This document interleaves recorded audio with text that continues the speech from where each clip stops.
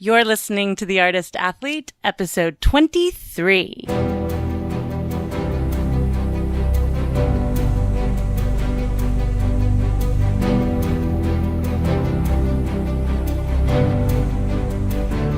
This podcast is dedicated to CIRCUS. It's a place for professionals in the industry to share their stories, viewpoints, and information, and a place for outsiders to get a sneak peek into our world. Hey friends, fans, and enemies, I'm Shannon McKenna, and I'm the host of the Artist Athlete podcast and the founder of theartistathlete.com. I'm recording this episode from my bunk in Costa Rica right now, or the intros and the outros anyway. So there may be a little bit of excess noise. I would love to apologize for the coconuts falling on the roof and the fan whirring and the monkeys chirping, but for some reason I just can't. If you've been listening to the podcast for a while, or if you're a podcast binger, you probably know by now that this is the part of the intro where I ask you to support the Artist Athlete podcast by going to patreon.com/theartistathlete. If you are an avid friend, fan, or enemy, but not a Patreon subscriber, why not? You can give as little as $1 a month, but if you give $5 or more, you get access to episodes and extra content from interviews early, a super cool Artist Athlete sticker, and my undying love and affection. Go to patreon.com/theartistathlete and subscribe today. My guest today is contortionist and contortion instructor Serchmaa Byamba. As a young girl, Serchmaa was inspired by a contortion act she watched on Mongolian national TV. She began her performance career as a state-sponsored artist in Mongolia in 1989, when Mongolia was still a communist country. After the Mongolian Revolution of 1990, she was free to work with whatever company she wanted and chose to perform with a traditionally ethnic Mongolian folk art troupe, following her belief that contortion is not just a circus act, but an ancient cultural art form. She was, and still is, the only Asian ever to be invited to participate in the European Youth Circus Festival, where she won the Golden Elephant Award and was named the Golden Girl of Contortion. In 1998, Serchmaa moved to the U.S. She toured with a circus for a year and then decided to stay close to her family in San Francisco, California. After settling in, Serchmaa started performing as an independent contractor and even appeared in some movies, including Minority Report. Serchmaa teaches private and group contortion classes in San Francisco. Her age range of student is from 5 to 35 years. They perform in many local and international shows and circuses, and they train hard every day. Here's my interview with Serchmaa Byamba.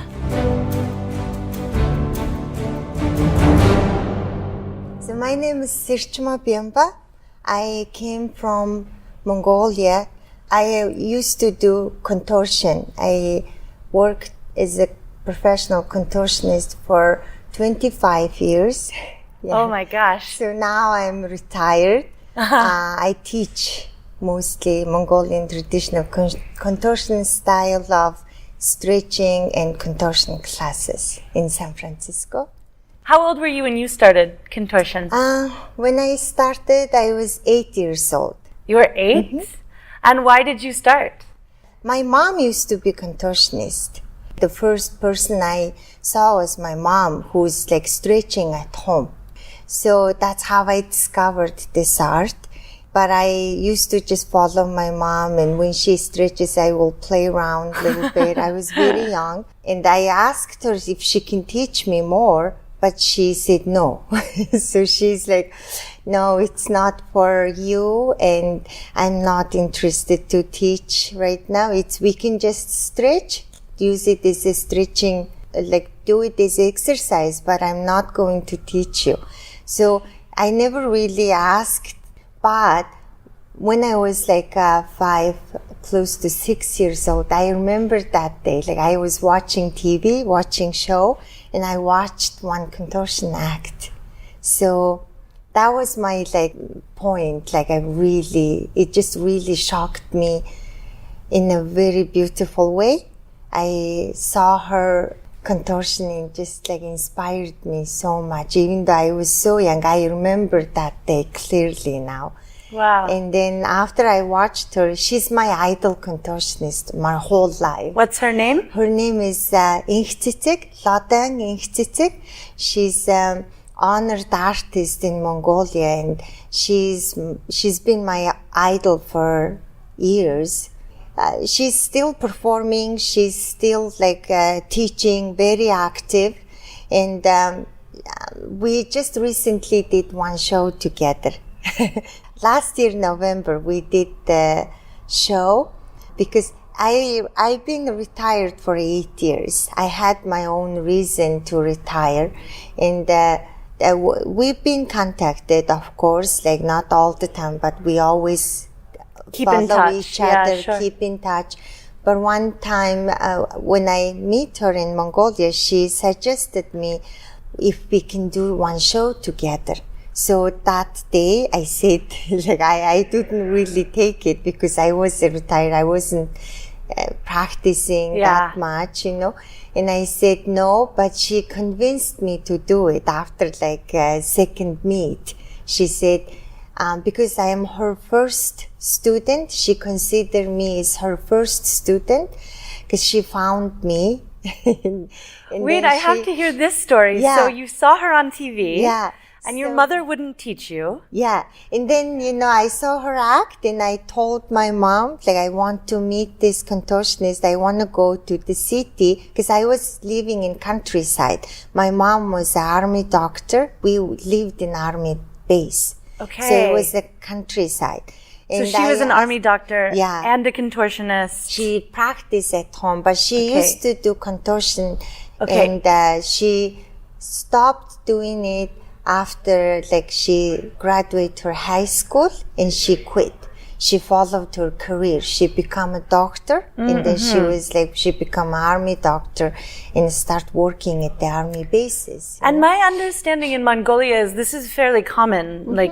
Contortion is something that a lot of kids just do. Yes. Yeah, It's like very ballet or popular something, art. yeah? Very popular, also very respected art in Mongolia. And lots of people take it very serious and very ethnic style of art. Yeah. Lots of people know this contortion is a circus art, but in Mongolia it's traditionally started ethnic art, So I told my mom I want to go to city and she still refused, She told me that time, she said, I can't teach you and I don't want you to start this because it's not just a thing you do, you do it, you're using your spine, this art is hard. So if you do it, you have to do it from a full time. So I cannot support that. And I can't do that. I don't wanna, she basically says she doesn't wanna hurt my feelings or just broke my spirit or anything. She just better not to do it. Because my mom was a single mom and she just cannot support that way. And I didn't ask. And then I started my first grade. And then at my school, my first grade teacher asked us at the first year, after school, he's like, we have a school performance in December, we need to start practicing, I want to know who your talents, and I just said, I can do contortion, and I showed her what I saw on TV. I learned some movements from my mom, and I just showed to him. He really supported that, and he's like, oh, we should talk to your mom. I want you to start practicing this, start making your costume too, So, and then right after that talk, we were practicing, he was encouraging me. And then there was a circus performance in town, visiting, tour show. So I went to the show. My teacher knew there was contortionist. He wants to show me and 4 or 5 other girls all together after the show we watched. He wants to take us to meet her and then if she can check it. That's how I met him. When I met that contortion, it was the woman who I watched on TV. So your your teacher took you, and it was the woman you watched on TV. Yes, and that's how we met. Yeah, and then she picked me only out of all the girls, and she specifically she called my mom and specifically speak to her, like it is very important for her to support my talent, because she said she's very talented, and I really think she can be very beautiful contortionist, you know. That talk was very straightforward, helped my mom. Yeah. So my mom was like, after that she started supporting, and I did my first performance with my teacher at the school, and then after that summer I went to city of Ulaanbaatar and start my circus training there. I met my teacher. My teacher's name Tsindayush. She's the legendary teacher. And she's the woman whose picture is in my the room. Yeah. Uh-huh. What was it like to train contortion? How many hours a day? How many days a week? What did you practice? How did you do it? We do it 6 days a week, and every day at least 2-3 hours. So sometimes if you have added hours, it's almost like 4 hours, but you have to come every day. That's the difference here and back days. Like here, we are trying. It is really encourages me, also inspires me. Still people are making it and learning. Still it's like they're proving and showing it's possible, you know, in a many different way.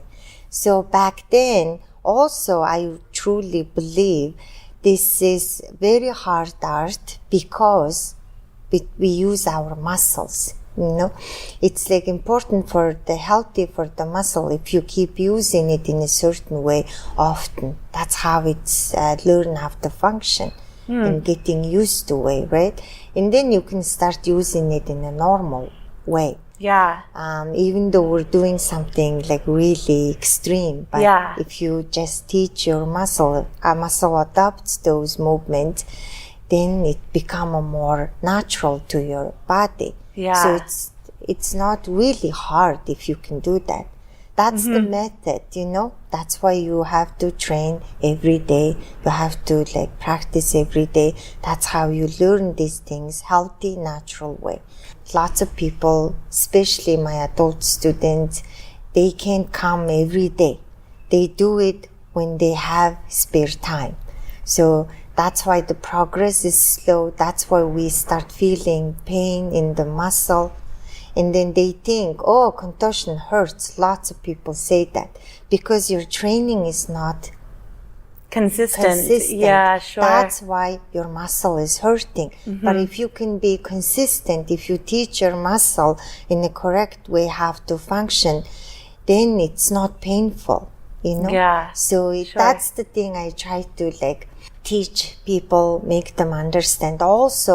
Also I'm trying to be patient with it too, you know, so because even though how much I want my students to train all the time, but it's impossible with with their lifestyle, and also the financially lots of students affected by that, and then there's no time. So lots of things affect. So I really understand and respect that, but same time, it's not impossible thing too. That's what I learned here, you know? Wow, yeah. So in Mongolia, is there any government support or funding for the continuation of the art form? No. That, recently I was speaking with the person, who charges entertainment in Mongolia, also for my interview too, you know. So lots of people just found on their own, founding themselves, they work on their own. Okay. There's not really support in Mongolia. Okay. When we were socialist country, we were like a part of the art. Yeah. And, basically, it's a little bit hard sounding, but it's true. We're not on our own. We're basically their workers, you know. So we just have to they train us free. But then after that, you work for them. Gotcha. You cannot make decision. You can't. And when you were a student, was that the case? that you were working for the country as like an artist? For a while, same direction, under that direction. But in Mongolia, we changed, like from socialist to capitalist. Yeah. So at that time, everything is like basically collapsed. Yeah. So especially the art in Mongolia. So everyone started losing, and where they need to be, also we become more free too. So I I quit from CIRCUS. Okay. Basically quit my job and start becoming independent artist. It's not only me. So many of artists did that during that time. And that's how I become independent and start choosing where I can work. And I choose to work with ethnic traditional folk song dance ensemble. I worked with them for a while. An ethnic traditional dance ensemble?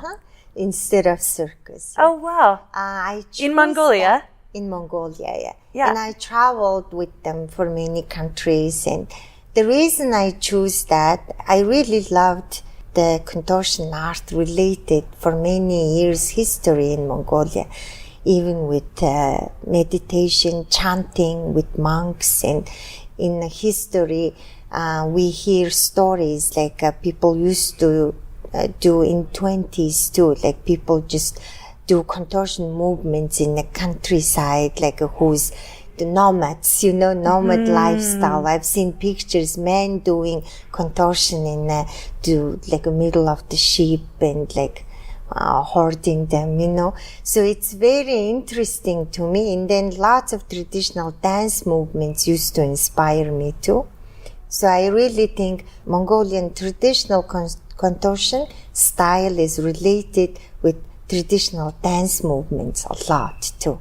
Because of that, I think we're a little bit different than any other circus, because it's very art related, dance related. It's like the translation is very different than the circus traditional contortion acts, So I really think that's why we are very popular. Yeah, I've heard that there are definitely companies that specifically go to Mongolia to get artists from Mongolia, because that's where it's the most, I don't know, pure or the most because I really believe it's art related. We don't just do the trick, Yeah. It's like every movement you translate it by art. You listen to the music, translate it by your movement, and try to make it more smooth as possible, When you create your act, I know you give us little sequences to do for class and our little numbers. Is that how you were trained as well in the Mongolian style? Does everyone learn kind of the same progression? Yeah, that one is little bit on my own. Okay. Yeah, I come up with lots of my routines and technical routines for my students. I come up with it. But the technical exercises are based on Mongolian traditional contortion. But my routine is I come up with it for my adult students from my experience. The way I trained was same exercises, but it was a little bit different. We used to just hold the tricks a lot, So in pretzel, if you can't breathe, teacher just tell you, until you get used to it, keep holding it little by little, longer and longer. But with adults, it's hard to do, because it's first, you can't just change the body, just like the kids are more easier, but adults, it's different. So when I do that routine, you have room to breathe too. And then also, kids don't have to develop that endurance that much because of their typical young body. Yeah. But adults, you have to build that endurance. So it's a different method going on. I see. Yeah. The very interesting thing is the training is we go through all the technique method is same, but then we don't perform before we graduate, before we polish our act.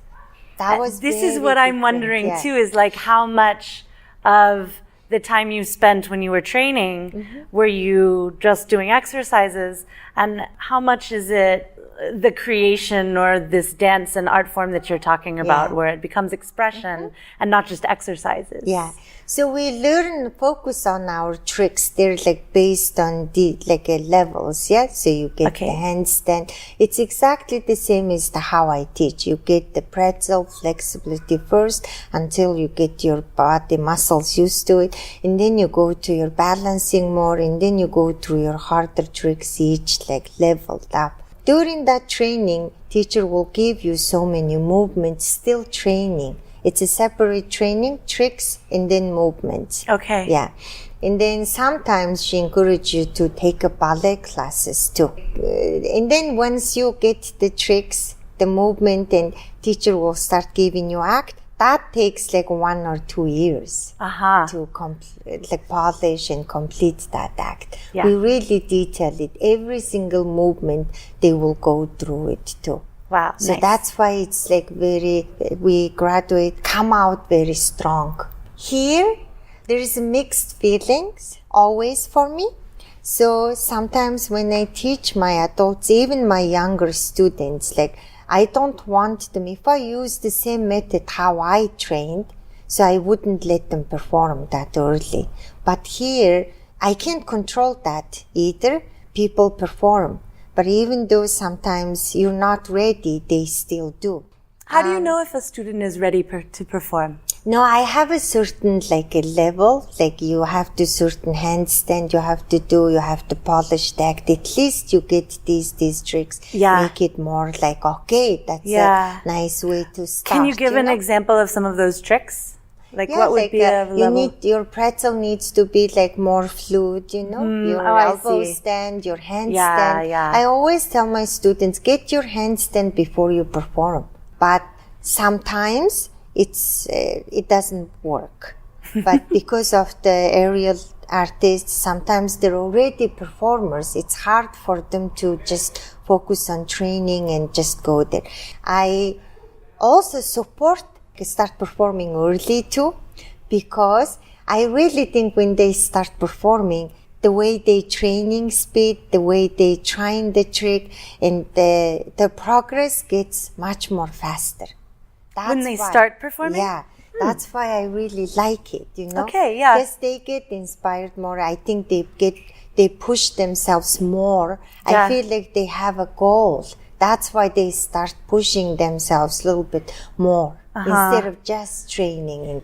Yeah. And then I had a Moroccan coach once who told me, I had been at the same place for 3 years, training a lot, and he was like, you have to leave here. It's not good for your head anymore. Yes. Because you're not on stage ever. So you have to go and you have to start performing. Yes, I agree with that too. As adult, it's very different method going on. And especially if mentally, if you give up or if you're not inspired, the adults don't learn. That's period, yes. Yeah. So, because you have to really work double the amount, you have to control yourself mentally first. Yeah. And then you can push yourself physically. If your mentally is not ready, then physically you can't control, Totally. So that's why most of the time I become a psychologist? Yeah. I feel like you're like a therapist. Yeah. So otherwise they come so emotional sometimes. Yeah. But then sometimes it's they have so much more control than kids, So you just have to understand, I have a question about this for you. Do you know, you were adults, you're saying they get very emotional sometimes when they're stretching. I wonder, is that a cultural thing that you find more in the U.S. than in Mongolia, or did you ever?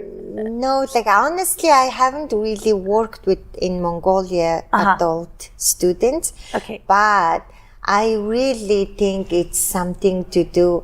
I'm just in my experience. Yeah, of course. Yeah, that's all you can speak for. I think it's emotional because of the adult's lifestyle and that It's already hard, and then you're challenging yourself to something very extreme. Yeah. And also, if you can control that, I have so many students who's so successful, who really inspired many We actually people, had, on one of the very early episodes, I interviewed Inka. Yeah. We've had I love episode her, 3. I know, I love her too. So she's a pure student. And I really think she's inspiration for so many people. For sure. So she did beat that, and she really showed so many people it's possible. You can do it. This podcast is brought to you by The Artist Athlete. Did you know that The Artist Athlete is more than just a podcast? It's a growing online resource for students of the aerial arts to deepen their journey to badassery by accessing techniques approved by physical therapists and master coaches in the industry.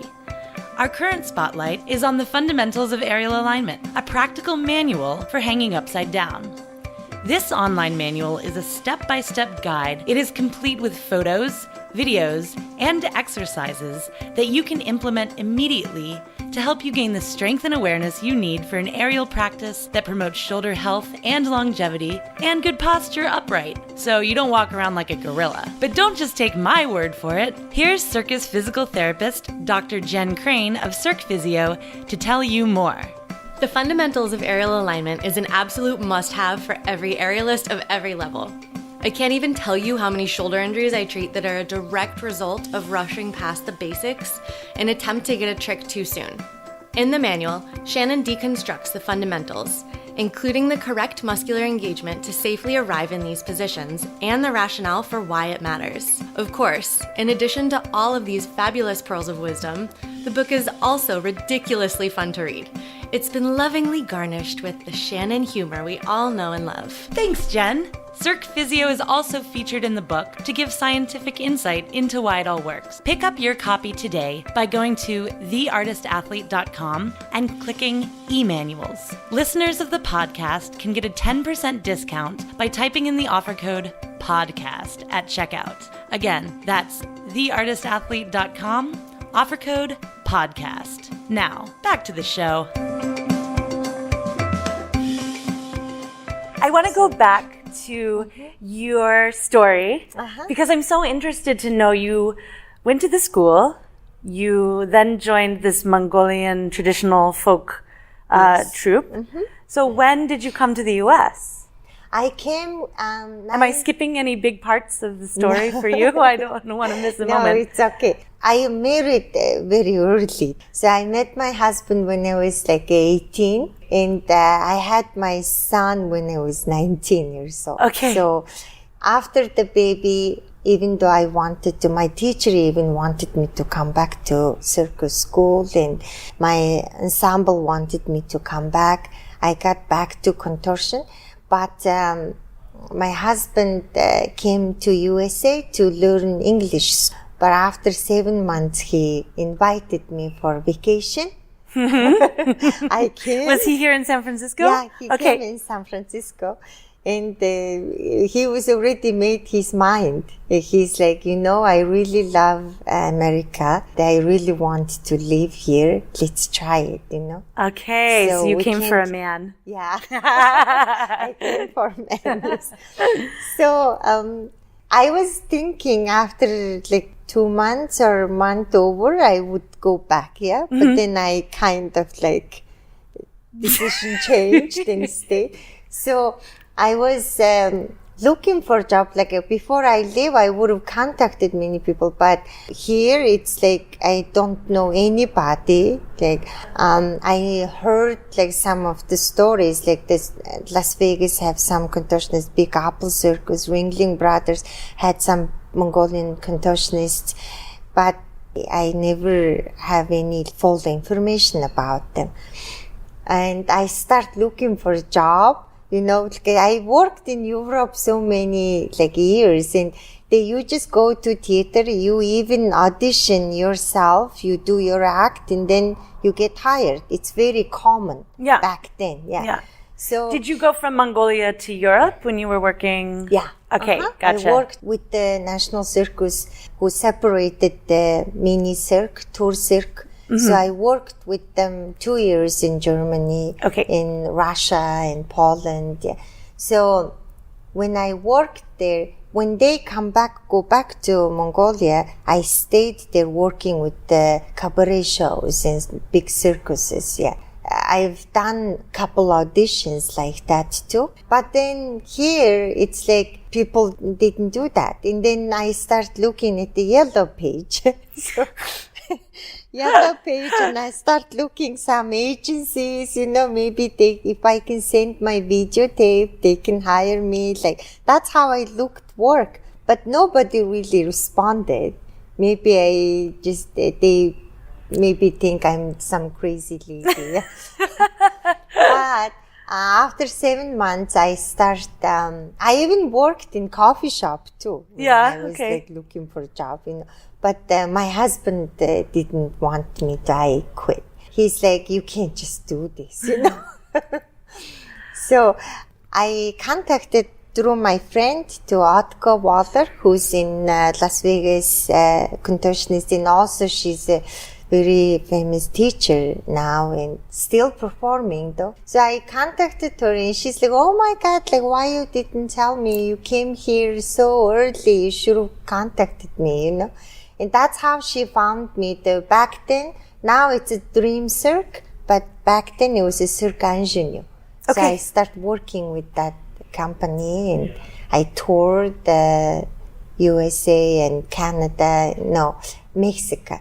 And then I come back because I miss my son so much. My son was so young, So that tour was just my breaking point. Like I don't know, like I used to enjoy tour.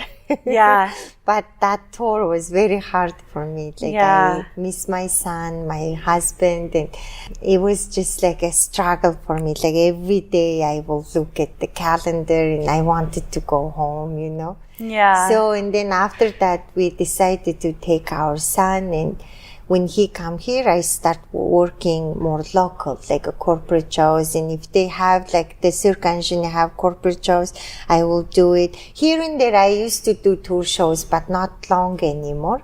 And then I don't know, like that's how I performed for many years here. Yeah, nice. Yeah. And then you started teaching at the Circus Center. Yes. Back when it was, I interviewed Veronica Blair recently, and we were talking about the Circus Center back when Louis was teaching a lot, and there was like that. It was culture. like Otko came here for like a TV show. And then that's how she wanted me to watch her daughter while she's shooting video. So that's how I entered Circus Center. And then I met everyone, the directors and the teachers and also the Velocity Cirque, the Greg Angelo. Yeah. Like everyone I met, and they just suggested me to work there, and I start performing first, and then I start teaching here and there. I don't know, like since when I was little, I used to get very attracted to teaching, I just always enjoyed, like when I was back in Mongolia, I already had my students already graduated. I started teaching when I was 15, 16 years old. And when I came here, I already had 4 girls already graduated who's performing, touring, So I just loved teaching, and I started scheduling some classes at the Circus Center. So I was expecting kids, little girls would come and take a class. Yeah. But I had like 18 years old girl, one girl only. She came and I really thought, maybe she just misunderstood the class type. So maybe she entered the wrong class. I even told her, maybe you got the wrong guy. And she's like, no, your name is Serchmaa, right? You're contortionist. And I signed up for your class, and can you just check me? Do you mind if I can just show you, So I watched her, and I just like, oh my God, her name is Amber. So she's my very first American student. Oh, Ember was your first American student? Yes. So you got this 18-year-old Ember, did you just say, okay, well, I guess I'll train you as if you were one of my students? After she showed me all her training, I just really attracted her back, how flexible it is. Okay. And then I just wanted, I don't know, like there was no word, I just wanted to teach. Yeah. Yeah, it's like no question. Like before I had, right? I was like, oh, it needs to be certain age. And like, I was telling her, maybe your age is like 18. I'm not sure, you know. So, but then after I watched her, I really wanted to teach. And she worked with me like 3 years, maybe over. Yeah, nice. And then she started performing, and she's very beautiful. Do you ever get students who you're like, I can't do anything with you? Honestly, like, I never did that to any of my students. Even some of my students, like, questioned me too, like in during my class too. Because, you know, you work so many different people. People have their own ideas, and sometimes they don't understand how I feel about this art. They come up with the stories, and then it's like, why you teach? Like, you know, it's like, she's obviously, even Nobu, have you met Nobu? Like, he's a very beautiful Japanese ballet dancer who entered our aerial program back then when I used to teach contortion program, aerial program together. I used to teach with Elena. And then he entered that as aerialist, but he interested to contortion more, and he changed it into contortion second year. And he's now such a beautiful contortionist, you know. So even when I was working with him, some of the students will question me. Like, obviously he's like very tight, they say. And why are you teaching contortion? I don't think this is possible. But my goal is like, you don't have to do triple fold. Everyone doesn't have to do that. That's not the standard we're looking for. But we're looking for how to make this art related to your creation. And how can you translate it by your talent, by your creation, you know? That's always my goal when I work with my students. Because they all have their unique talent. They all have their own creations, right? So sometimes it doesn't work, honestly. It's not for everyone who wanted to do. But if you have that passion, if you have that hard work, if you really, really focus on it, it's not impossible thing. And then I've seen so many people create their art so beautifully, you know. That's like all I care. That's why I really never really said to no to anyone. Even like a 60-year-old lady came to me and she wanted to learn split. That in her own world, that is her goal. That's her creation. You know, she's not asking me to put me on stage, do like contortion with me, you know. And I really want to challenge their own imagination and inspiration. And sometimes it doesn't work. Most of the time it works. And I love watching that. That's amazing. Yeah. I'm sure people will really like to hear that too. Yeah, it's like, it inspires me. That's why, even though I still train at home, but not in like a contortion performing level training. I still practice. Well, I have almost out of time. Okay. But my last question that I always ask is, what advice would you tell yourself at the very beginning of your career, or the beginning of your journey? Myself. Yeah, to yourself. You know, it's not like it's a regret.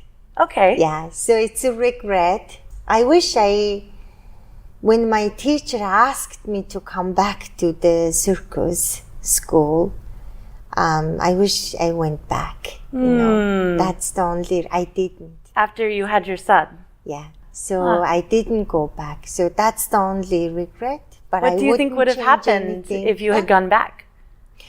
Like, I would have made my teacher's wish, you know, like, because she always she even spoke with my mom, said like, she loved me, And then she sent me to the tour show, but then they took me too long. She never really created that actor, that goal she was planning with me, So maybe it would have happened. Yeah. So that's the only regret I have. But everything else, I wouldn't change anything. Awesome. Oh, what does your mother think now? Oh, my mom passed away 12 years ago. Oh, I'm sorry. But it's, I don't know, like she always inspired and she always loved, because I remember she told me, like, she trained hard, she learned lots, but she never became a professional contortionist. So when she watches my act, she says, "You completed my wish." Wow. And I see you performing it. Just she loved it. Yeah, she used That's to be really very special. happy. Wow. Well, thank you so much for this interview. It's really nice. Thank We you so so appreciate much. it. Thank you, Serchmaa.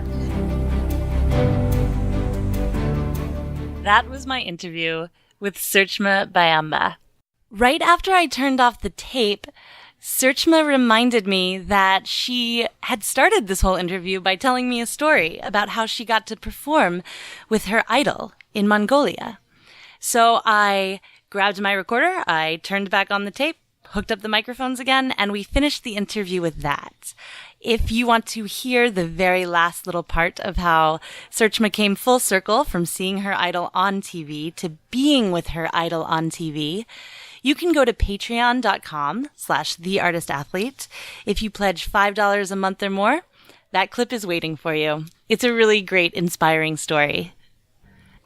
The key takeaway that I wanted to share with you all, and I think Serchmaa wanted to share with you all by coming on the podcast, was her outlook on Mongolian contortion. Serchmaa speaks about contortion being different from other circus arts because it's rooted in cultural traditions. In fact, before 1990, the communist state government of Mongolia actually funded programs to train up contortionists as cultural exports.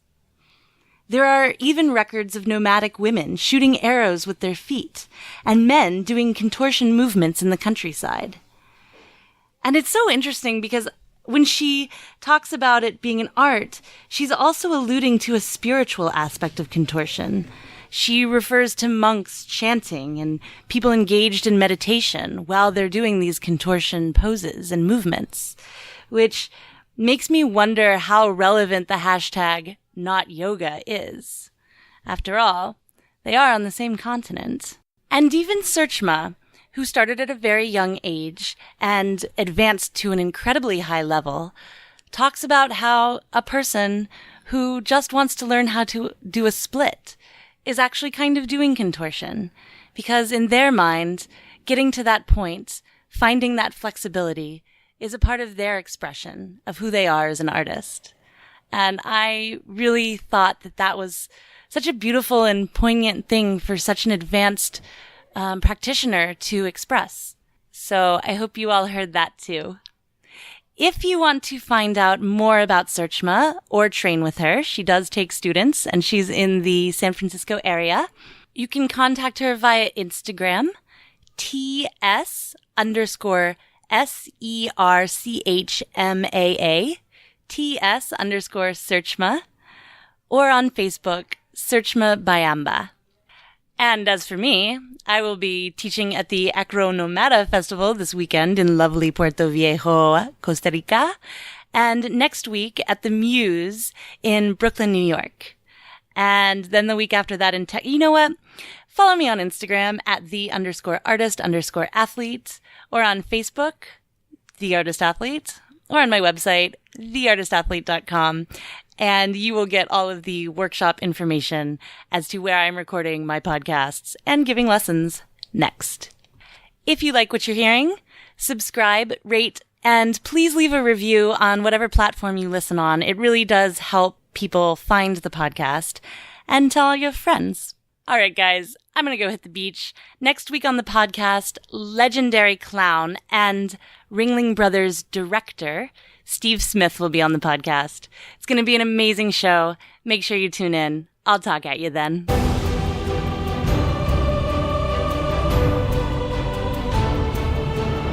The Artist Athlete Podcast is supported solely by donations from people like you. Here's what some of those people have to say. Hey there, friends, fans, and enemies. This is Chris Alston, Patreon of the Artist Athlete Podcast, straps artist and lyra performer and acrobat out of Greenville, South Carolina. So, if you're ever passing through, make sure to stop in and see me and my friends. We have a wonderful space, and we'd love to see you.